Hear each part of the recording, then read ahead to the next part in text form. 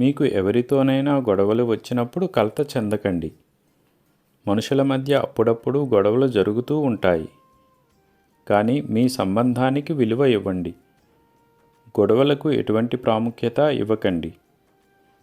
ప్రేమ ఉన్నచోట గొడవలు తప్పవు. ఈ ఘర్షణలు మరియు సంబంధాల సమస్యలన్నీ కొంతకాలం వరకే. కాల పరీక్షకు నిలబడేది ప్రేమ మాత్రమే. త్వరలో చాలా మార్పులు వస్తాయి. నా ఏకాదశ సూత్రములను ప్రతిరోజు చదవండి. మీరు ప్రయోజనం పొందుతారు.